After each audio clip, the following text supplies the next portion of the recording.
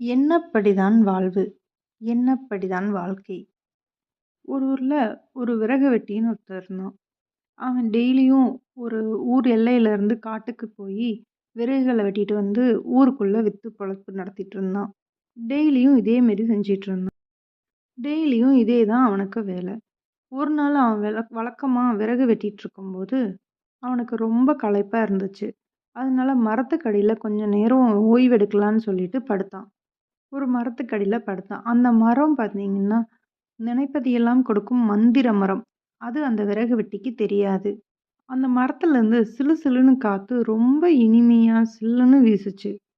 அது அந்த விறகு வெட்டி தூங்குறக்கு ரொம்ப சுகமா இருந்தது. நிழல்ல சுகமான காத்துல படுக்கும்போது எவ்வளோ நல்லாருக்கும்.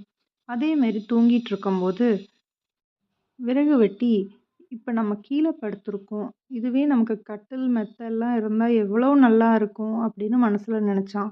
அடுத்த நிமிஷம் ஒரு ஆச்சரியமான விஷயம் நடந்தது. அது என்னன்னா, உடனே கட்டிலும், பஞ்சு மெத்தையும் விறகு வெட்டிக்கு பக்கத்துல வந்தது. விறகு வெட்டிக்கு ரொம்ப சந்தோஷம். அத பார்த்ததுமே அது மேல ஏறி படுத்தான்.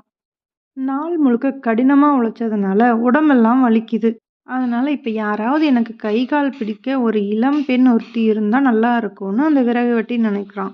அடுத்த நிமிஷம் ஒரு இளம் பெண் அங்க தோன்றி கை, கால்கள பிடிச்சு விட்டுட்டு இருக்காங்க.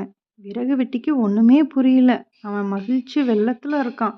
அவன் ஆச்சரியத்திலும் ஆச்சரியப்பட்டுட்டு இருக்கான். நான் நினைப்பதெல்லாம் நடக்கிறது. எவ்வளவு சுகமா இருக்கு.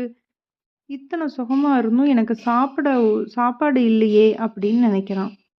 இந்த நேரத்துல நமக்கு ஒரு நல்ல உணவு கிடைச்சா எப்படி இருக்கும் அப்படின்னு நினைக்கிறான். உடனே தங்கத்தட்டுல அறுசுவையான உணவு அவன் முன்னாடி வருது. விறகு வெட்டி எல்லாத்தையும் சாப்பிட்டான். சாப்பிட்டதுல உண்ட மயக்கம் தொண்டனுக்கு உண்டுங்கிற மாரி ரொம்ப சோர்வா தூக்கம் வந்துருச்சு. அவன் படுக்கையில படுத்துட்டு இருக்கும்போது திடீர்னு ஒரு பயம் தோன்றுச்சு. நம்ம காட்டுல தனியால இருக்கோம். இப்போ ஏதாவது ஒரு சிங்கம் வந்து நம்ம கொன்னுட்டா என்ன ஆகுறது? அப்படின்னு நினைச்சான். உடனே ஒரு சிங்கம் அந்த இடத்துல வந்து அவனை கொன்னுடுச்சு. இது சின்ன கதை தான். ஆனா அர்த்தம் நிறைய இருக்கு. நம் எண்ணப்படிதான் நம் வாழ்க்கை அமையும். நாம் உயர்ந்தவற்றை நல்லதை எண்ணினால் நம் வாழ்க்கை நல்லதாகவே அமையும்.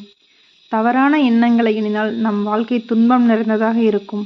எனவே நாம் உயர்ந்தவற்றையே நினைக்க வேண்டும். இந்த வீடியோ உங்களுக்கு பிடிச்சிருந்தா லைக் பண்ணுங்க, ஷேர் பண்ணுங்க, ஒரு சப்ஸ்கிரைபும் பண்ணி விடுங்க. தேங்க்யூ.